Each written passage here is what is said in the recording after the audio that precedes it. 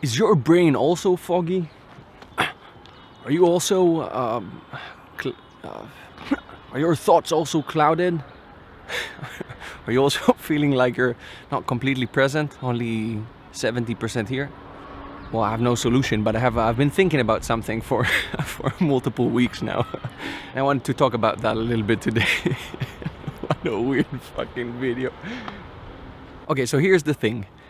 I am about 2 months after a breakup, and pretty much ever since the breakup, I guess a month prior as well, but for a while now, everything has been very foggy. I don't feel very present. It goes from thoughts being unclear and just me being unfocused on the things I want to focus on, to literally feeling and sensing the world in a less than 100% kind of way. You know, things don't taste as good. I feel like my vision is kind of unclear.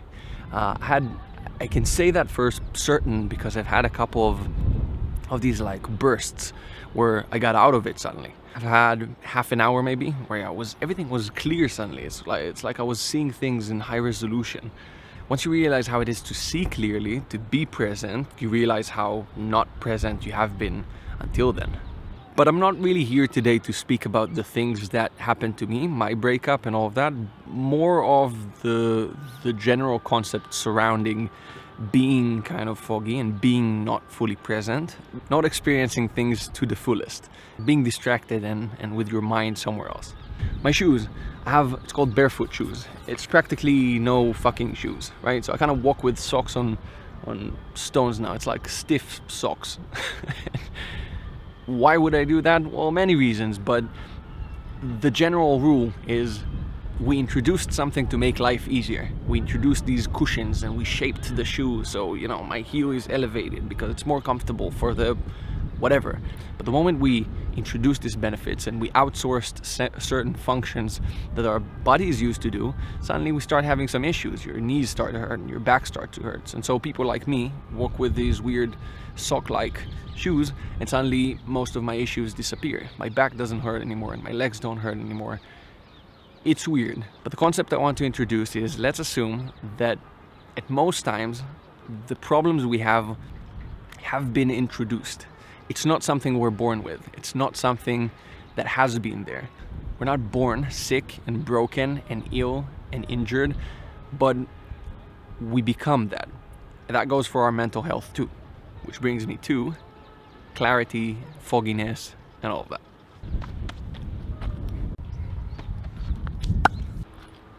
If you follow me on Instagram, you know I have this morning routine that I've been sticking to for ages now. I read every morning. First thing I do when I wake up is I read. An hour and a half. And every time a thought pops into my head, I poop. What the fuck? That would be... Every time a thought comes to my head, I put it onto paper, right? I poop it onto paper. Wouldn't that be a successful Instagram page? Every time a thought comes to my head, I put it onto paper. And why do I do that? It's not so I remember the things I've read, and it's not so I summarize into, and condense the contents of the book either. It's because at some points while reading, I lose focus. And losing focus is never really losing focus. It's not like your focus just disappears. It's not like focus is something you either have or you don't. Focus is a moving thing. And if you're not focusing on one thing, it's because you're focusing on a different thing. What I realized is that when I put things into paper,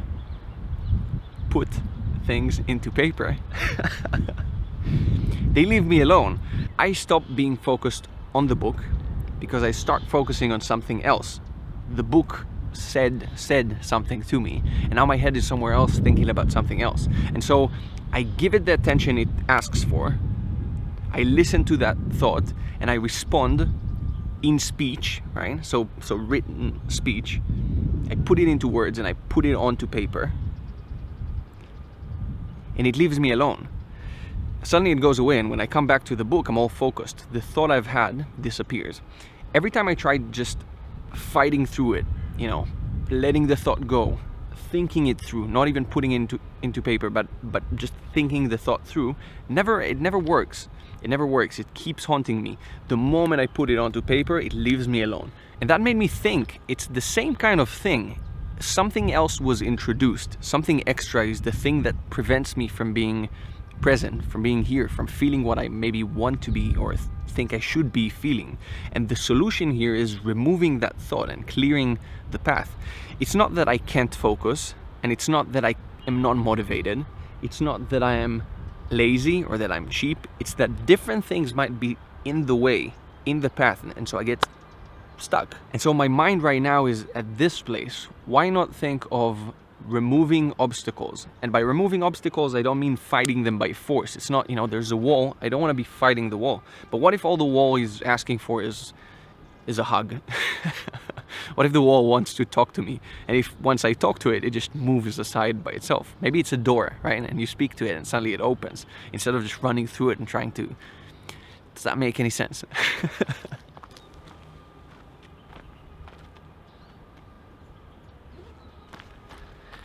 Now, I've read this phenomenal book recently. It's called No Bad Parts.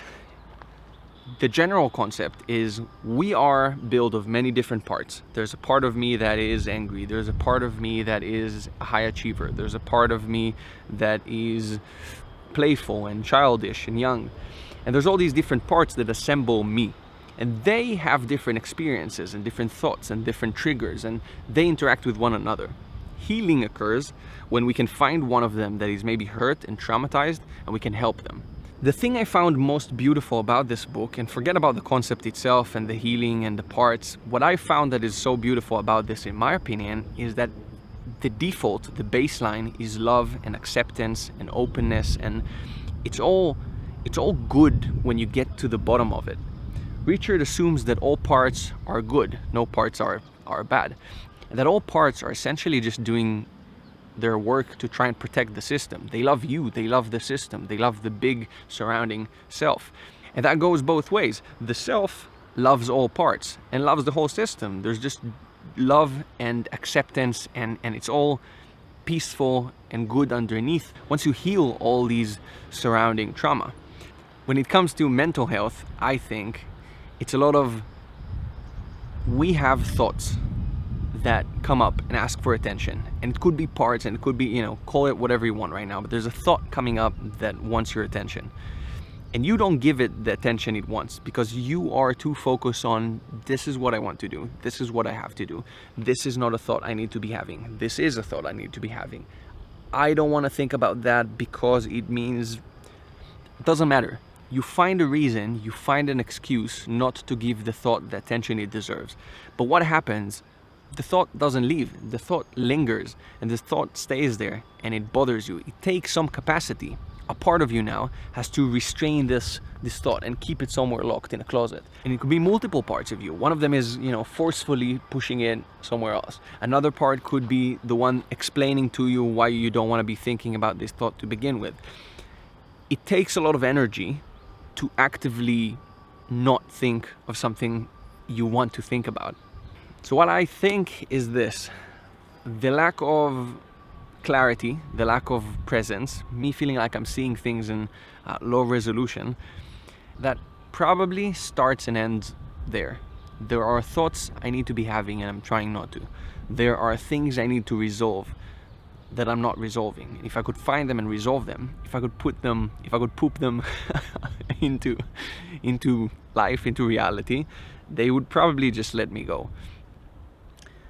On the smallest scale, it's a thought that comes up as I read the book. In a little bit of a bigger scale, and this is what I'm trying to do this week, is literally things it's actions you can take. There's some unresolved things with my ex from 2 months ago, and so I'm trying to act. It's tough, but I'm trying to send a message I need to be sending, and I'm trying to change some things in my behavior. The same goes for I'm trying to see where I'm heading with the female species, and there's some women I need to talk to. There's some things I need to say. As long as it stays in my head, unsaid, as long as I'm not saying what I think or feel or towards someone, towards a certain situation and I just kind of go with the flow, the more it lingers in my head and bothers me. It's a part of me needs to think of that. A part of me needs to do all these what ifs and interact with these unresolved thoughts and actions. And so there's this instant thought comes up, put it onto paper. Give it the credit it deserves. And it doesn't have to be paper, it can be talking. What I do right now, that's resolving thoughts, right? Speaking to someone is resolving thoughts. Put it into speech, whether it's on paper or, verbally. Record yourself, say it to someone. It's important and it will let you go. The second thing you can do is actual actions, right? There's things you need to resolve, actions, things you can do today that you've been thinking of doing for weeks. Kind of the I know I should, but. Remove the but and just, do it. Poop it out. Do it. Once you do it, it lets you go and you'll feel a little bit more present. And the last one, the bigger one that is kind of problematic and more difficult is trauma. I mean, the final form of unresolved thoughts is trauma. Essentially what happens when we get traumatized is we get stuck in a certain past. We get stuck in a certain fight or flight or freeze kind of mode. And as long as it's unresolved, as long as we don't prove to ourselves and show to ourselves that we're not there anymore, there's no need to fear, there's no need to protect the system so forcefully and potentially destructively, we stuck in this trauma. And that's a big part of the lack of clarity I have, for sure. There's a lot of trauma I need to resolve, probably, but that's a more complex process, right? That's not something you do by putting it into speech once. You have to prove your body that that's the case, that it's resolved. And that process is more complex. But still, I would say top to bottom, all the way through, lack of presence, lack of clarity, I think, is unresolved ideas and unresolved emotions and feelings. And the more we can give them the attention they ask for, the more they'll let us go. This really strengthens my whole concept of being open and saying everything, but that'll be a different video. But putting things into speech in whatever form suits you, to dealing with your trauma, which is the same kind of thing, resolving thoughts that are still deep in there and you can't really see and you can't really interact with easily, but accessing them one way or another with a great book like this, or with a therapist, or with a different kind of system, digging in, finding whatever is unresolved and resolving it. Isn't it kind of beautiful or relieving to think of it this way, that you already have everything you need, you already have everything that you're asking for? I mean, you're not asking for happiness, you're asking for peace, you're asking for quiet, right? Silence. You just don't want to be anxious, you don't want to be thinking constantly that you're lacking the things that will make you happy. You want to be just kind of content with what you have, isn't it? I mean, for me, I know that's the case. Maybe you want some things, but even then, why? What do you feel when you imagine yourself getting to the goals you set for yourself?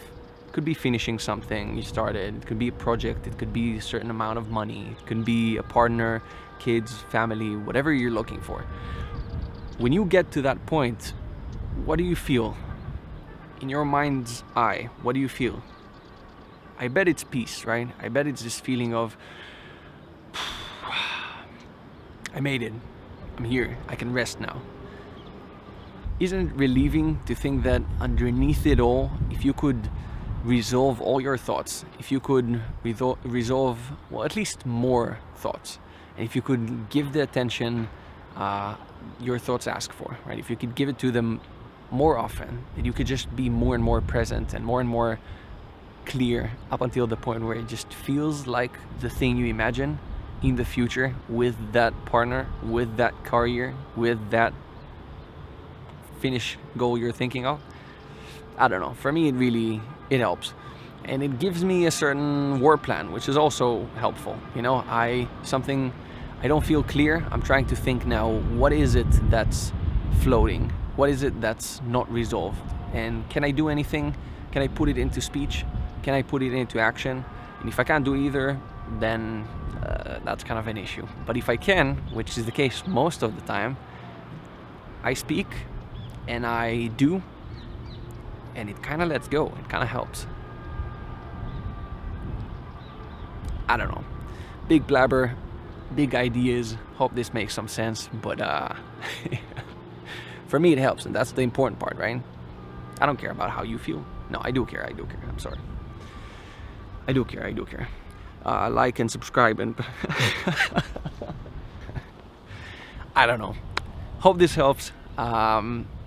This is a complex, abstract concept, and so it's kind of hard for me to put into words, but this is me. I mean, I blabber to understand. I feel myself like this to understand and to get to something.